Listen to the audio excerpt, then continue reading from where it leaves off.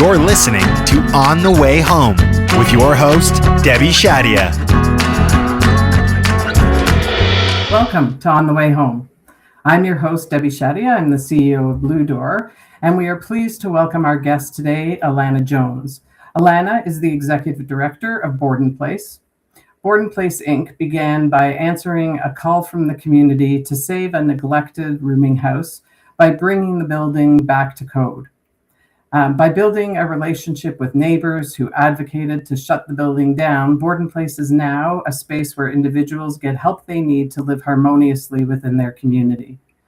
Today, Borden Place manages 3 locations across the GTA, ensuring that rooming houses remain an affordable housing option and that individuals have the support they need through case management, community connections, food security, and mental health, as well as addiction and recovery supports. Amazingly, Borden Place does all of this through charitable donations alone. Today, we're going to talk to Alana about her book, Behind the Front Line, her teaching at U of T, and of course, Borden House, and how her team have created an equity-based model that connects service users to their communities so both the service users and the communities can thrive.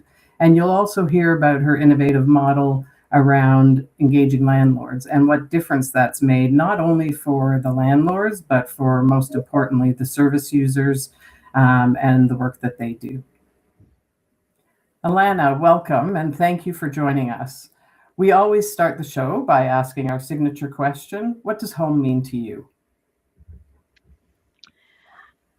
You know, Debbie, I was thinking about this notion of what home means to me, but also what home means to the community that I support, right?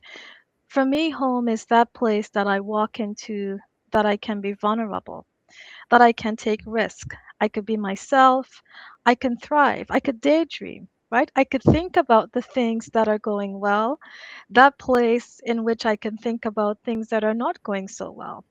And how do I pivot? How do I think about making my life the way that I want it to be, right? It's a safe space, not just safe in terms of physical, but also in terms of that emotional and spiritual support, that place where I can truly be myself, right?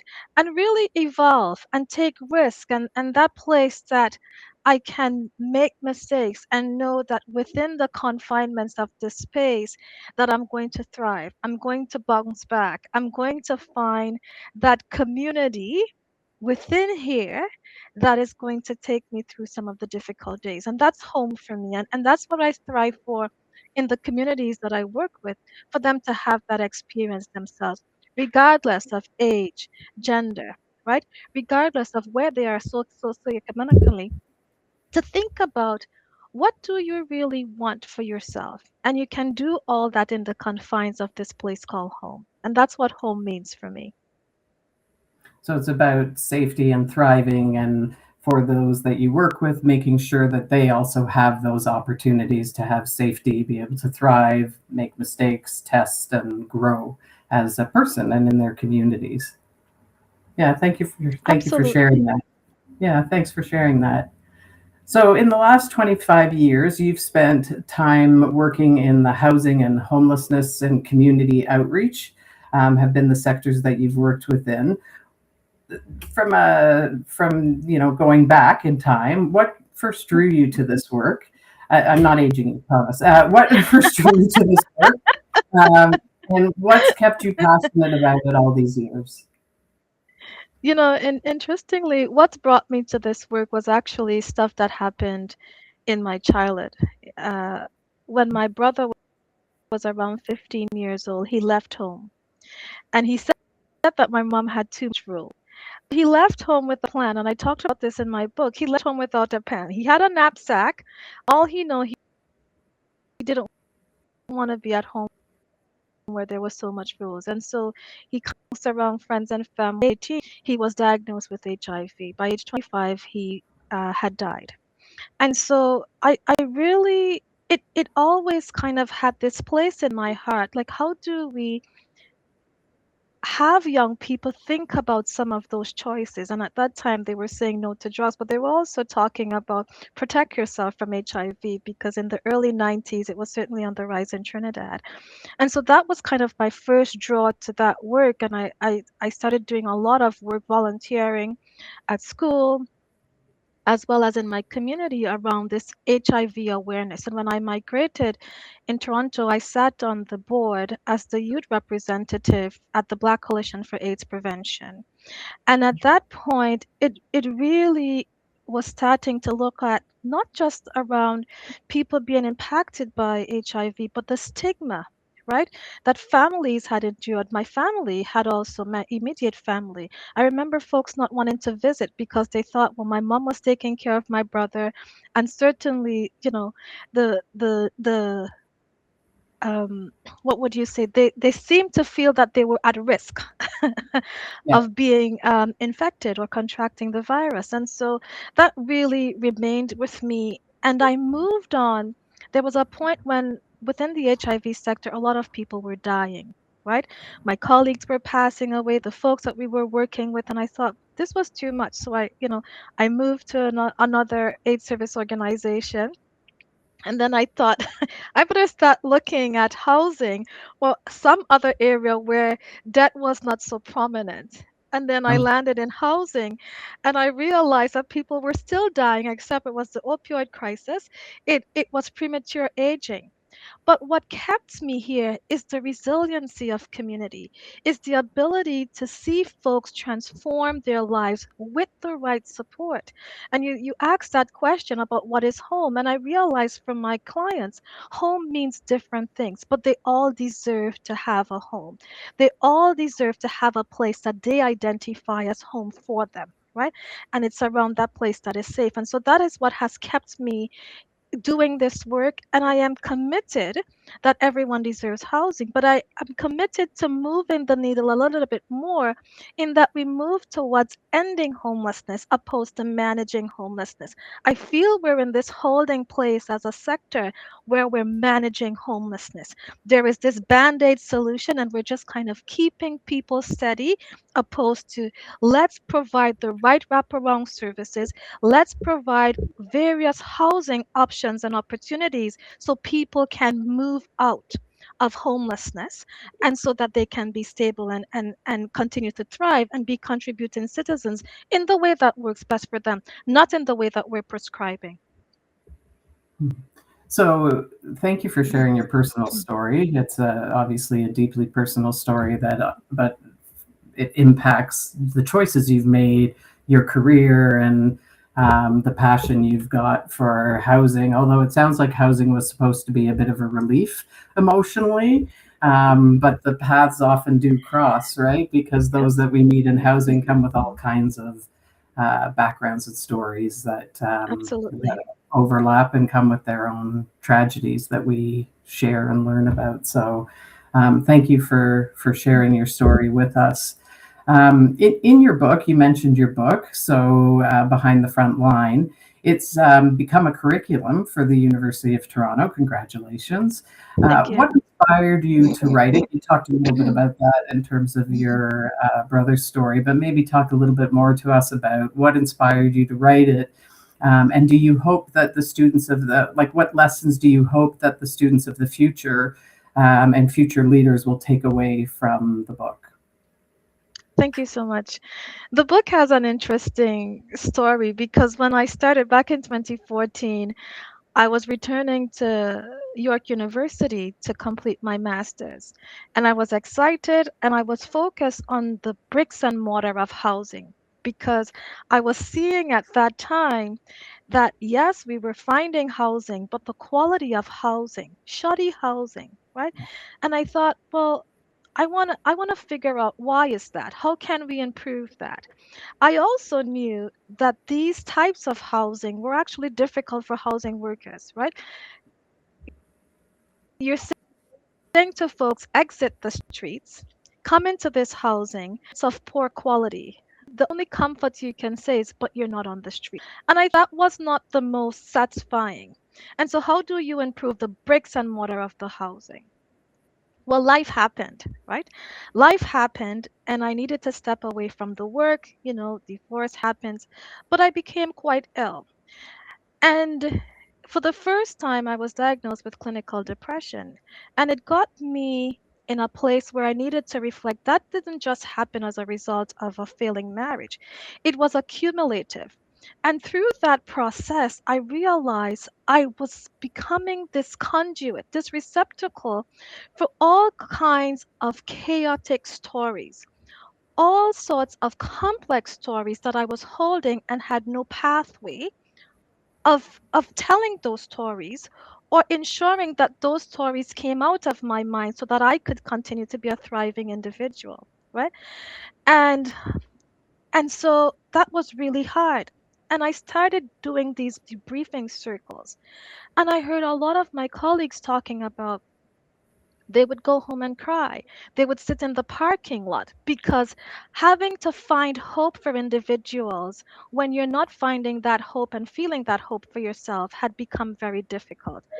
And they all talked about it's really hard to see some of the places that individuals were being placed, and we were saying individuals have been housed. But the quality of the housing was not good, and the toll that was taking.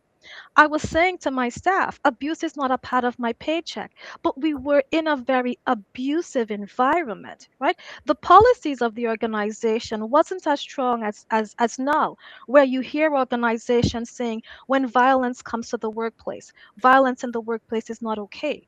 Right? We were of a school of thought that as social workers, you're in doing incredible work. Clients can be difficult to work with, but at the end of the day, you're going to feel good. That's what we were told.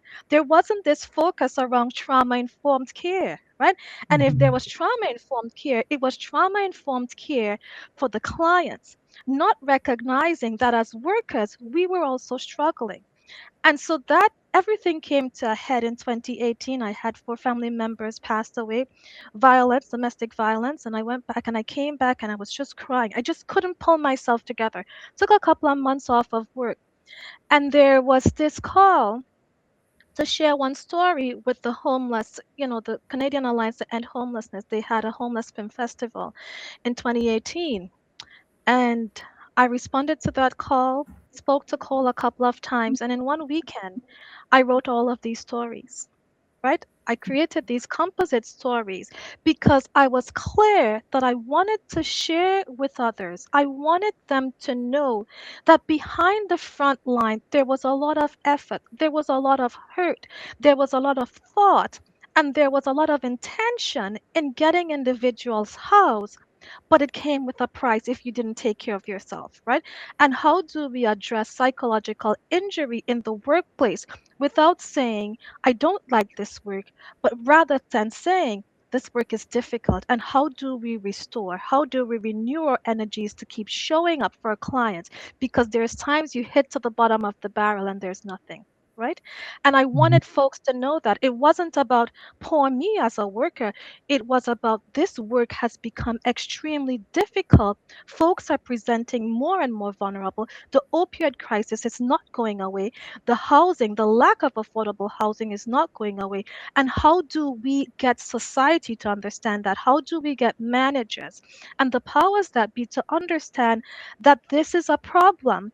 Because when workers start to resort to the very things of coping mechanisms of our clients, that's fundamentally a problem. And how do we address that in a healthy way, right? How do we call in healthy opposed to calling in sick? Mhm. And so Yeah. that's what brought about behind the front line.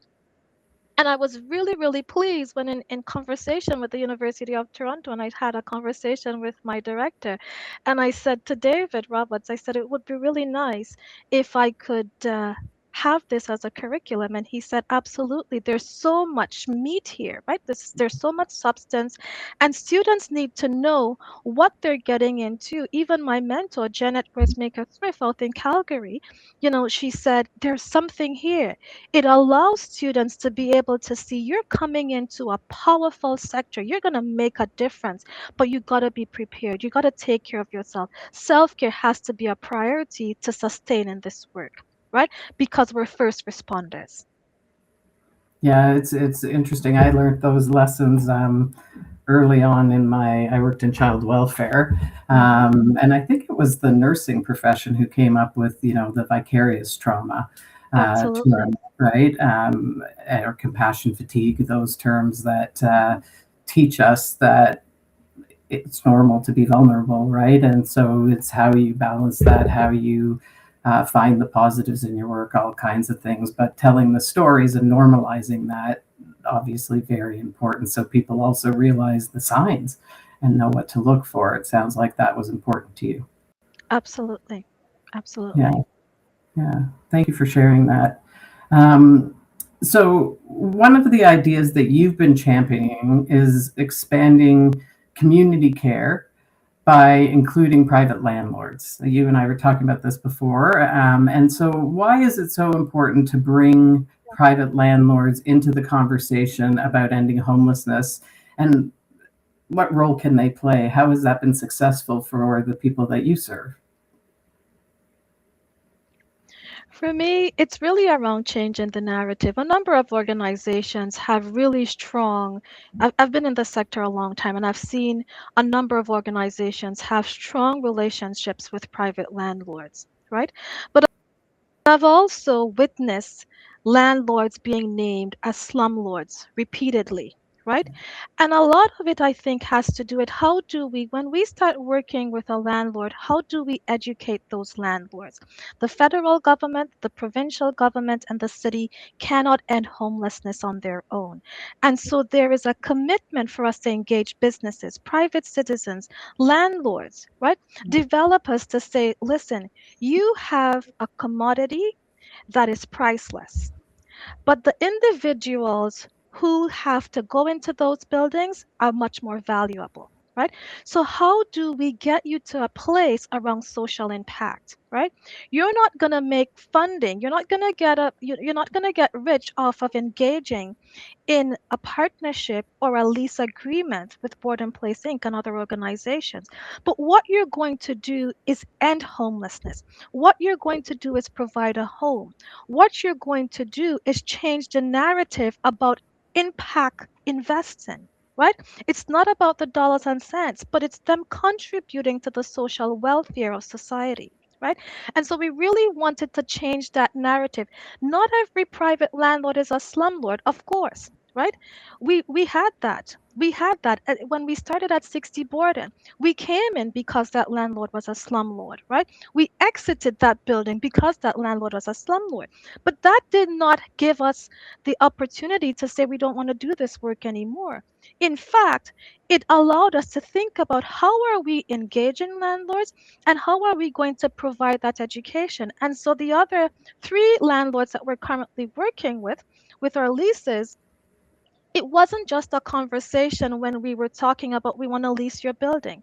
We started educating them about what is our model as an organization. What is the impact you're going to feel? Right? You don't have to manage some of the turnovers. You won't have some of the turnovers because this is the sign of support that you're going to have. Right? And so that's the piece we had, that engagement.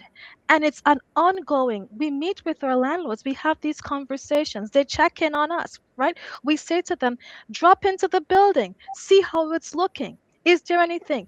Is there ways in which you think that you can also contribute to supporting these tenants? They talk about, okay, this guy is coming around a lot. Do you think he'd be willing to do some um, landscaping for us? And I'm like, absolutely, right? We have to change the conversation with how we engage with landlords.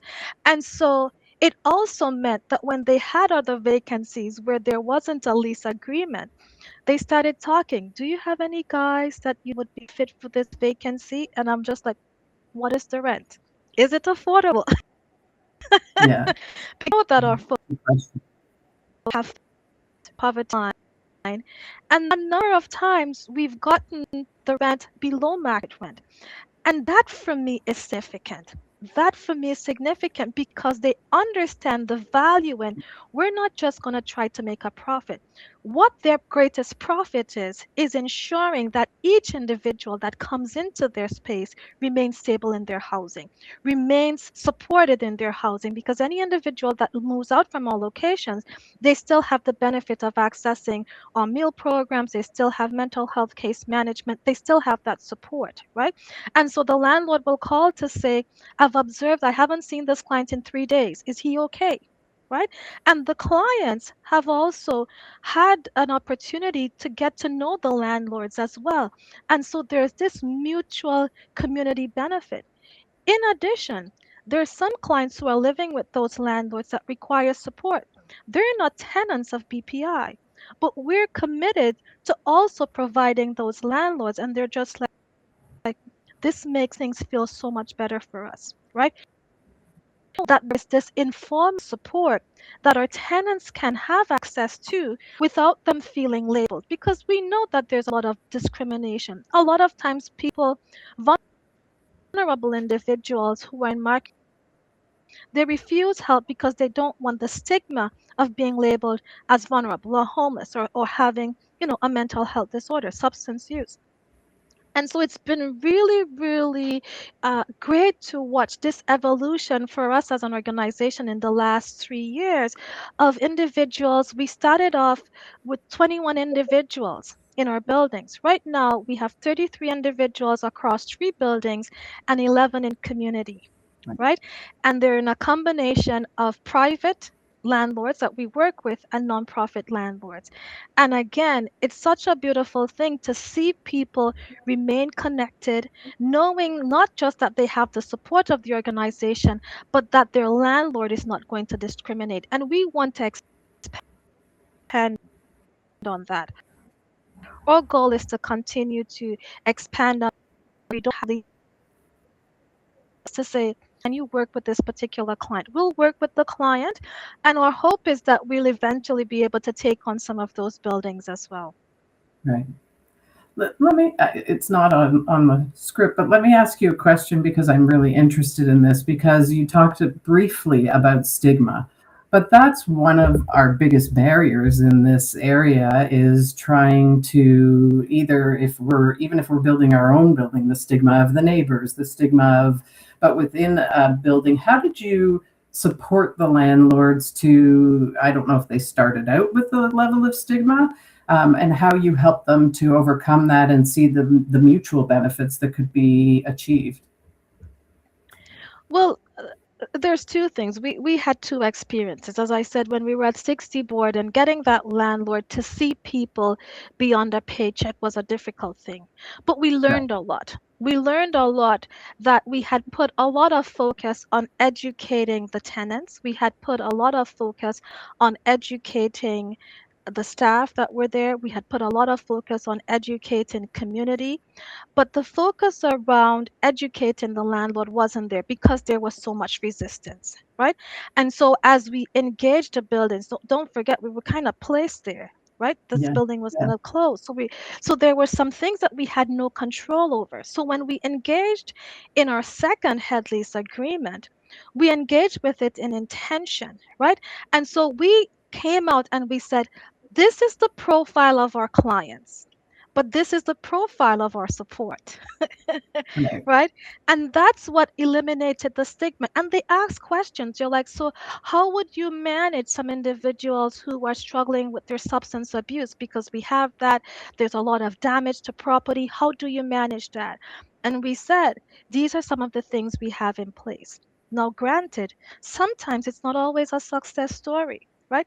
Sometimes we have to move individuals on because the housing is not the right fit. And we've had that where we've moved from one building to another building. Eventually, we placed him with a private landlord, one of the landlords that we're working with, and he's still stable after 2 years, right? And so again, it goes back to everyone has the right to housing. It's where, and for that client is what about, it was actually about location. All of his supports were actually in that area. So whenever he felt unwell, access to support and resources were closer. Right. And so for us, that to eliminate some of that stigma and NIMBYism that many experience within communities, it started with explaining to the landlord, this is the profile. We're working with folks who are exiting the justice system. We're working with folks who are living rough. We're working with individuals who may not be connected to family. We're working with individuals who have been in the child welfare system, and therefore the life skills is not there to live independently. And these are the supports that we're going to provide in terms of life skills support. We actually have an in-house life skills program leading to vocational training as well as employment. Right? We've been piloting that, and that has been quite successful. We also have a lot of informal partnerships.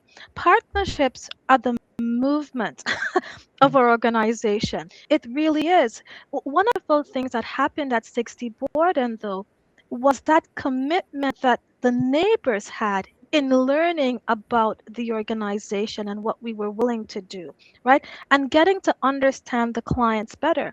And I always say, I don't know if in my lifetime I will ever have such a supportive neighborhood group. That neighborhood group, you know, they stood up and they said, we want better for the buildings. People ask me all the time, do you think it was NIMBYism? No. They genuinely wanted the folks at 60 Borden to thrive. They wanted to see them have better access to health care, right? They wanted to see them have better supports, mental health supports, housing supports. They wanted the quality of that building to be better, right? And so they provided the support. They became some of our first donors. In my lifetime, I don't think I will ever experience that kind of support from a neighborhood group. Yeah, does that? Yeah, I mean, it's interesting because like assumptions are made on both sides is a little bit what you're saying, right? So we assume that there's a stigma or a prejudice that comes, but if we listen to each other and hear each other's stories, and it sounds like that's what you've done very successfully at Borden Place, is let's listen to each other and we find the common ground and how to work together to create what ends up being a beautiful story for everybody, right? Everybody feels good about it, is what I'm hearing. Absolutely. I mean, when we moved into 251 St. George, right? This is a mixed building. So we Yeah, have a number of units and then there are some legacy tenants.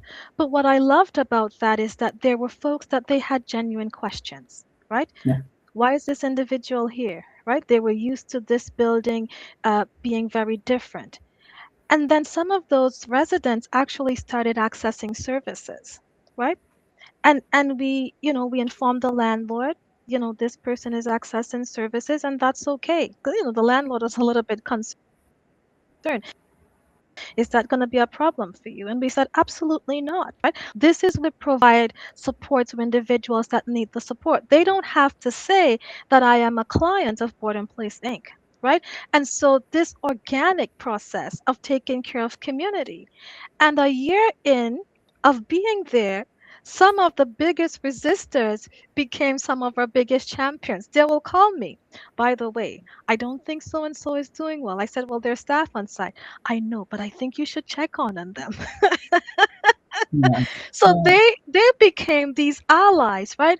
And and that ensured that we were getting rid of some of that stigma and that stereotype of who is homeless and who needs support within transitional buildings. yeah. It's interesting you say that you're not sure you'll see it again, but you have seen it again, and a big part of it, right? And you didn't mean, oh, here's another example. Here's another example. I I mean, the think, neighbors came out. The neighbors yeah, came out. They came out. I mean, our first meeting, it was a very difficult meeting, but we probably yeah, had about 12 or 15 neighbors come out to just kind yeah, of vent and say, you got to fix it now. But I mean, they certainly showed us love. So it was on a bigger scale. And yeah, that's what I say. I'm not sure if I'll have that kind of experience where they really put their money to their mouth when we said, well, where's yeah. the money to do it? And they contributed in so many ways. Yeah. Yeah. But part of it is it's the approach you've taken as an organization as well, to spend the time to build those relationships, which has created positives both for the people you serve as well as for the community, right? It's been very much a win-win as a result of the approach that you've taken. So, Absolutely. yeah. Absolutely. So, All of this has been done without government or municipal funding. So tell us about that journey and what you've learned along the way and how you've made it successful. You know, there's this saying, you got to push until something moves. And we certainly have had to do that as an organization. There's a lot of personal sacrifice for sure in getting the business kind of going. When we came out of, I remember coming out of that housing secretariat, housing tribunal, and they said that you're in care. And I was like, what does that mean? I called a couple of my colleagues. I'm just like, what do they mean that I'm in care? And they're like, but Alana, you're not responsible for that organization. And I said, how am I going to do that? Right. And so we thought that, being told that meant that the money would come from the powers that be to kind of make this happen. And it didn't.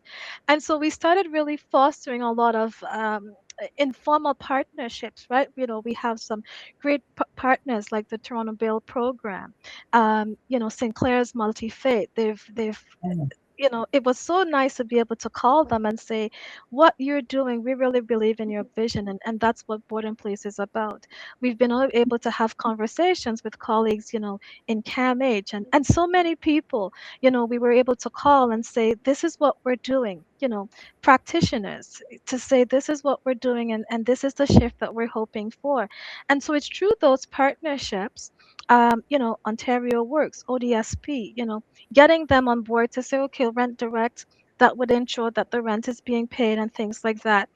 And places like Second Harvest to support food, income support. Um, there's also a clothing company, Kennedy's, and they also provided brand new clothing. And so it was a lot of, this is what we're doing.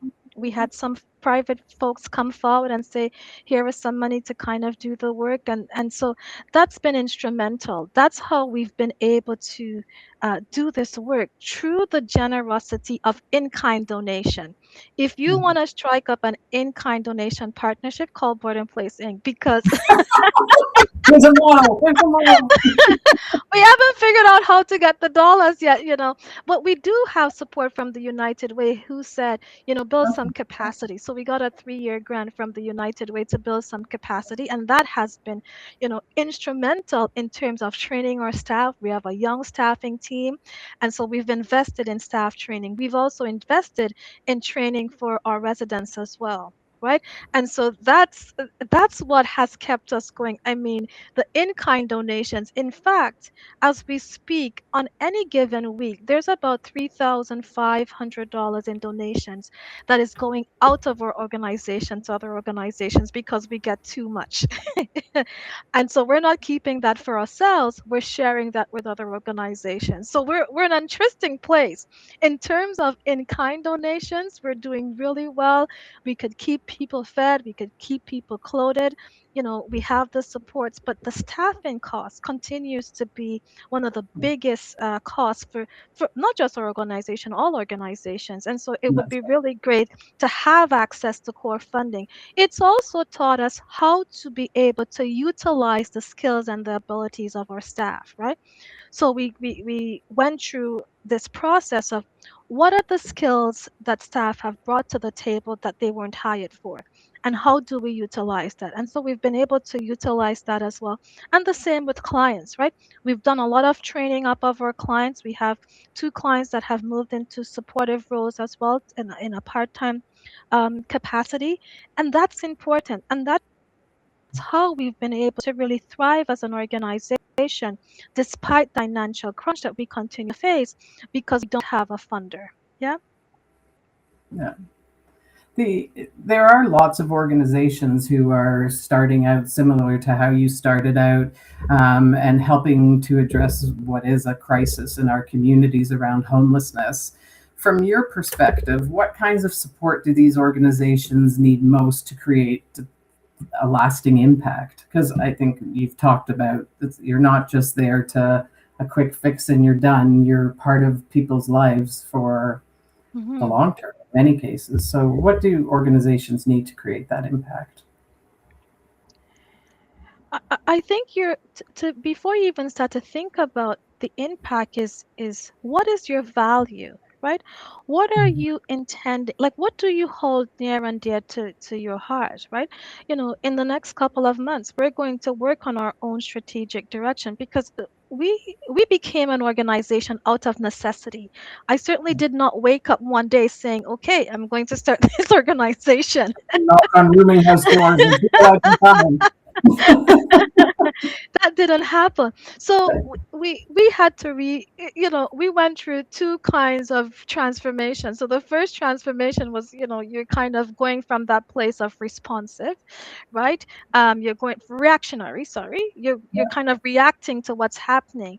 And so once we moved out of 60 board, and we then went to a place of how do we become an organization of response, right? How do we show up with integrity and purpose as an organization? And so we've had to think about that and building strong foundation. And I'm so happy for the Big Ideas grant as well, that we were able to access this year. It's a 9 month into a year grant that would allow us, again, not just to build capacity at our staff, but to build capacity at a board level, right? To have Right. some foundational principles. One of my colleagues says to me, Alana, um, I've been doing this work for 25 years, and you guys are doing great for an organization. I'm like, we're 3 years in, we need funding. And she said, it sometimes it takes a little bit to get that, but keep going. And so I am reassured that we're on the right path. But I know that the foundation that we're laying is what is instrumental. And I think for organizations who are thinking about doing what we're doing, or organizations who are already doing that, reassess, right? What is your value, right? What is really guiding you? What are you hoping to achieve in your work, and how are you going to sustain that work? Because for us, we've had to think about ways, and if we don't get funding in the next year, what are some of the streams of revenue we're going to explore? We're going to explore more sponsorship. We're going to explore social bonds and things like that, so that we could generate income, right? Folks ask me to have conversations with their team and speak, and I'm just like, why would you ask me to speak and you're not going to compensate me? But again, that's a way to generate income for the organization. We created a module in terms of our life skills. We're going to do that out of the training of a year and a half that we did. We developed our own logbook, for example.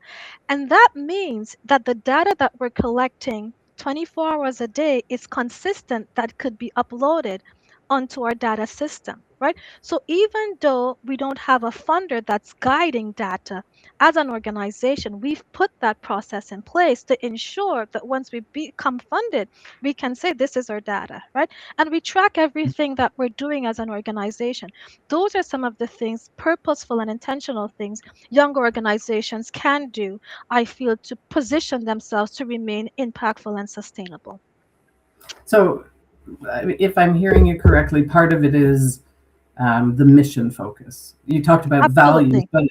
but I also hear a little bit that it's about being mission focused, knowing what your purpose is to drive Absolutely. you forward, and staying true to your mission and your purpose. Is that fair? Absolutely, Yeah. absolutely. Because if we as an organization had decided that we were wanting to operate a shelter, we would have been funded already, right? And that's Right. the honest truth. But we're Yeah. not in the business of sheltering. We're in the business of transforming lives and providing stable, long-term housing opportunity as a transitional supportive environment. And what makes us unique in terms of transition, our transition time is not determined by a time frame. It's actually determined by the stability of a client. So we've had folks move out in 6 months. They found an apartment, right? We've assisted them with finding employment as well, and they're thriving. And we've had individuals at the 2 year mark, right? At the 3 year mark, we just had someone, exit after 3 years, right? That's when they were stable and able to move on, right? And so there's something really beautiful about that. And I know every time I'm looking at what's happening in the sector, and I've seen what's happening in other communities, but and I'm not saying this because I'm at your location having this podcast, but a couple of weeks ago, I had the privilege of visiting Beaverton Heights. Mhm. Unbeknownst to me, a wonderful Kayla was already having conversations with you, right? But I was really interested. A colleague had shared with me, Alana, you got to see this place. You got to see this place. And I said, okay, Dana, set it up. And we went there, and I was just like, what is the transition time? And they said 4 years. And I was just like, oh, I haven't heard of that, right? And that excited me. And so I realized the way in which their model was functioning was very similar to what BPI, what we were doing. And I thought, okay, this is great. And then I get the call and the email from Kayla saying, you got to check this out. And I'm just like, no way, what are the chances? And so for me, on a spiritual level, I was like, okay, that's confirmation that we're on the right path as an organization. Like, what are the chances that I'm exploring the work that Blue Door is doing, and she's exploring the work that you're doing as well, and saying we need to be on this podcast. So, anyways, it's an interesting Yeah. it's an interesting journey for sure. Yeah, I do want to give Durham Region credit because Yeah, they supported the 4 year time frame, and so I think it's important that it's incredible. they as a region get credit for that because and to your point though, people move on when they're ready then. And so Yes. we've had people stay 6 months. We're only a year and a bit into it, so we don't know what the long term outcomes will be. But Hmm. we've had lots of people move on, even though they have the ability to stay there for 4 years. So Yeah. it's aligning with your thinking and the way you're running your program, where people will leave when they're ready, and they're not going to necessarily. And if they stay longer, it's because they need to Yeah. before they can move on. Yeah, I appreciate that. You talked a little bit, Alana, about boards earlier. And so you have, through your career, served on a number of boards and collaborated with organizations across the sector. What have these partnerships taught you about what it really takes to create system change? That's a funny question. It's a funny question Okay. because sometimes I leave some of those boards quite frustrated. I think what it has taught me is around persistent leadership. Okay. Be Yeah. prepared to have the same conversation 10 years later. And so I'm really wanting to change that, right? But, Yeah. on a serious note, while that happens a lot, what I've learned as a board member is around that change and transformation is possible when there is alignment throughout the organization, right? Yeah. And I say that with the utmost respect for my own board. Um, the belief that they have in the vision of the organization, right? Their willingness to understand what are some of the pressure points, right? What are some of the things that wake me up in the morning? What are some of the things that make me feel I want to stay in bed a little bit longer? Yeah. Yeah. And one of the things that keep me up at night are the same things that they think about, right? That for me is really, really important, right? When staff see themselves within the organization beyond where do you see yourself 5 years, beyond that conversation, right? Do you see yourself making a change within the organization? I think that's what being on boards has taught me, that leadership goes throughout the organization, right? And so that's something I certainly feel in my role at Angan as the co-chair, another organization near and dear to my heart. It's the same thing. It's this alignment from board to staff to community, or community, because communities who are leading organizations, right? So community, what's happening at the staff level, what's happening at the executive leadership level and the board, right? And Mhm. seeing that alignment. I've learned that. I've learned that when there is a disconnect between board and leadership and the community that we're serving and the staffing group, then there can be some friction and there can be some gaps. So, for example, within our board vice chair, Sonia Godfrey, in her role at Mount Sinai, She does a lot of trainings, and she was one of the kind of early supporters of. I called her up and I said, Sonia, this is what I'm doing. We had done some projects prior to, and she guided me. She allowed herself to make that space to ensure that I had conversations with her, and we started talking about this training. And what is beautiful is that she was able to step in and support with the training, able to have conversations with staff as a board member, but also as a trainer, and so provide support for myself as a leader, because I don't have, I have one manager, right? There's, we're wearing multiple Yeah. hats. And so what was interesting is to see that evolve in a very organic way, and there's that connection. And so that's something that I think boards can really thrive with. and and at no point has my board become operational. Right. They're very clear that they're a governance board. They're invested in how do we move the organization, how do we grow the board. That's another thing that we've been working on, because we have a small board. But how do we grow the organization with the right supports? Yeah. And so being on boards, I'm currently on the Canadian Alliance to End Homelessness board. And so that relationship is quite new.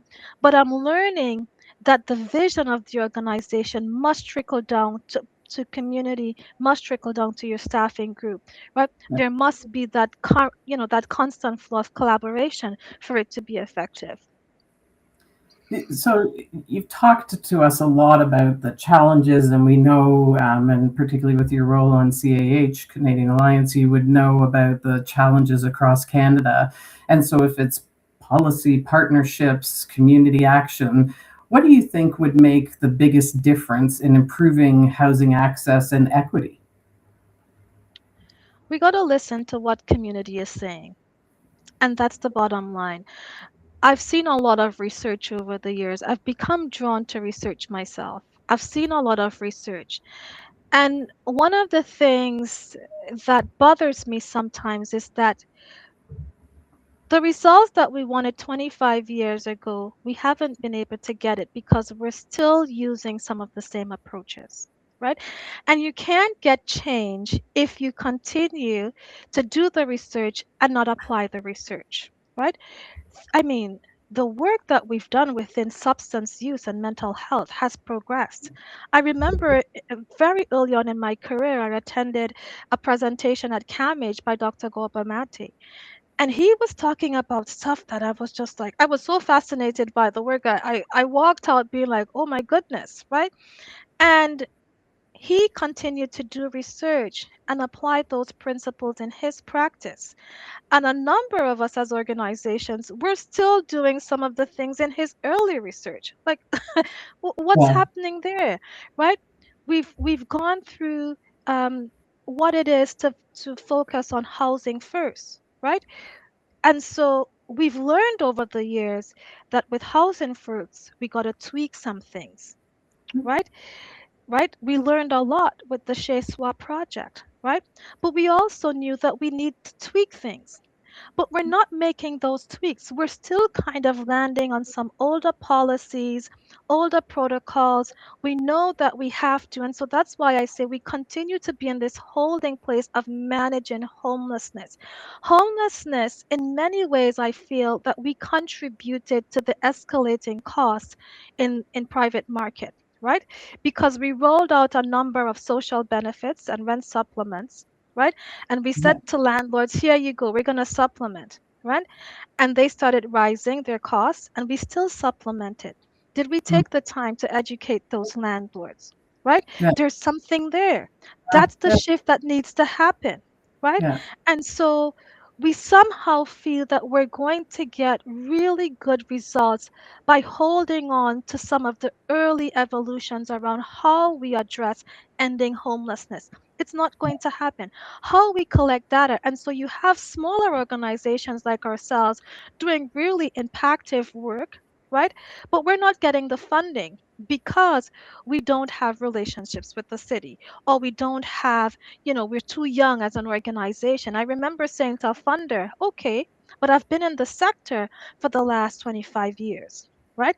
I remember saying to another funder, how could you say that our organization is young when across the board of directors and our staffing complement, there's over 150 years of experience. So there needs to be a shift in mindset when approaching, younger organizations, because certainly a lot of us are shifting towards what does the research say? Right? And how do we apply that research? Opposed to the research said this, and we continue to build policies that are aligned with those old best practices. What are the new best practices saying? And how do we move those policies from on paper to making them living, breathing documents that create impactful change? Because each time I participated in the street needs assessment, there isn't a single person that said to me they want to be in a shelter. They said, I Yeah. want to be housed, Yeah. right? Some of them said, I want to be housed with family. Some folks said, I want to be housed in a group home setting because I can't live alone. I'm fearful of living alone. But they all had some variation of housing that they wanted to access. Right? Yeah. Folks are not telling me that they want to be in a shelter. And if they said they wanted to be in a shelter, they're like, I just want to go to a shelter and get myself together and move on, Yeah. right? And so sheltering is a continuum of ending homelessness. People must feel at home when they enter a shelter system, but they must know that it is not home, right? And that people get stuck there. Shelter, remember, shelter is for emergency. So if you Yeah. have someone in a shelter for 10 years, are we saying individual life is a temporary emergency? I think something is fundamentally wrong there. Yeah, that's an important reframe and important food for thought for us to digest a bit. We're coming to the end, but I have one more question before we close off. Sure. So, for our listeners who want to be part of the solution, whether they're community members, business owners, landlords, wherever whatever angle they come from, what's one action that they could do today to help create more equitable housing opportunities? Engage with private landlords with intention. That's the one action I would say, right? Of course, folks will say, well, Alana, why didn't you say money? Right? Let me tell you something. The money for us, when a landlord could call and say, Alana, I have 2 vacancies. The rent is going to be $850. Do you have someone? Right? That is significant. That is significant, right? And those landlords can do that because they feel a part of the solution and because we've engaged with them with intention, right? If you're getting a 1 bedroom apartment for $1,000, right? It's because we've engaged with intention. Let's reframe how we have conversations, how we have stigma with the private landlords that we're working with. Yeah. That would be my call to action. Okay. Well, and it's worked for the people that you serve. It's made a huge difference for them, right, as being part of their community. So, thank you for telling us about Board and Place, your work at U of T on boards, your book. You've had a large contribution, and for sharing your personal journey as well, and some of your own experiences that led you to do this work. It's been great to have you on, and I wish you all the best and success for Board and Place. And I hope as our paths cross now in a couple of ways, I hope they continue to cross in the future. Thank you for spending time with us on the Way Home, Alana. Absolutely, and thank you for having us. We encourage people to go on our website to learn more about the organization and about ways in which they can get involved, right? Including other organizations who want to partner with us, funders or policymakers who are out there who are curious about what we do. Of course, we welcome donations, but certainly partnerships is what has really kept the organization, and we welcome those conversations. Thank you for sharing. We appreciate your time. Have a great rest of your day. You too. Thank you. Thanks. So today we were joined by Alana Jones, Executive Director of Board and Place. Alana shared her experiences in a variety of ways, both her personal experiences and her professional experiences around how she's opened doors for individuals to access housing in a dignified way, where they have the supports that they need to be successful and where they become a part of a community. So thank you to all of the listeners for listening to On the Way Home. It's a podcast brought to you by Blue Door. Please stay tuned for more conversations where we explore ideas, policies, and programs and people who are shaping the future of housing. You're listening to On the Way Home with your host, Debbie Shadia.